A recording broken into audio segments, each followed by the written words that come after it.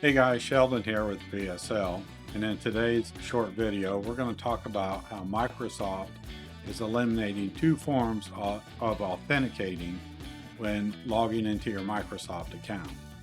If you're receiving a code through your phone or a voice call, Microsoft is eliminating these two forms of authentication, SMS messaging and voice calls. They're going to start pushing for passkeys on September 1st of 2026, and then beginning in February of 27, they're going to eliminate SMS and voice calls altogether. So we're going to go ahead and show you how to authenticate using the Microsoft Authenticator app on your phone. So to get started, there's going to be a few assumptions here.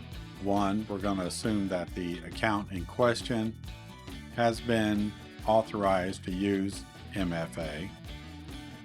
And then we're going to assume that you're logging into your Microsoft account from a computer, but setting up authentication through your phone.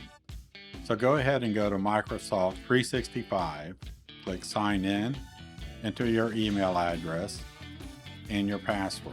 And when you hit Next, you're going to be prompted to start the setup process. Like I said, we're using the Microsoft app, so go ahead and hit Next. And since we are using the Microsoft app, it's telling you to go ahead and select whether it's a work or a school account. We'll get back to that in a second.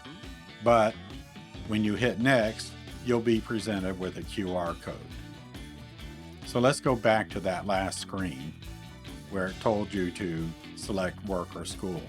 So in the Authenticator app, go ahead and hit plus, and then it's here that you'll select either a personal account, work account, or if it's some other non-Microsoft account. Once you select that, and we'll do work in our case, go ahead and click Scan QR code. And this is what it looks like in the Google Authenticator app. Simply click the plus sign, and then you'll be presented with a little menu to either enter a setup key or scan the QR code. Back to the Microsoft app, go ahead and click Scan QR code. You'll want to go ahead and scan the QR code and hit Next. The computer screen will pop up a 2-digit number, and your Authenticator app will ask for that 2-digit number. Go ahead and enter it, select Yes, and method 1 of 2 is complete. Method 2 is setting up what we call an app password. Here we'll name our app password. I just called it my password. An app password is used for older apps that cannot handle two-factor authentication.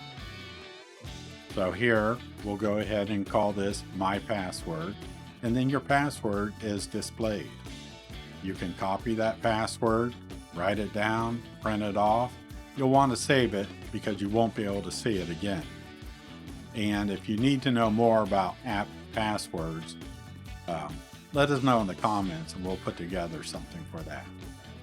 Anyway, when you hit done, you're all set up. You've set up both the app password and your Authenticator app, and then you can just go ahead and complete the sign-in process. So I hope this demonstration has been helpful, and drop us a comment if you have any questions, and I would go ahead and get this done sooner than later. Take care.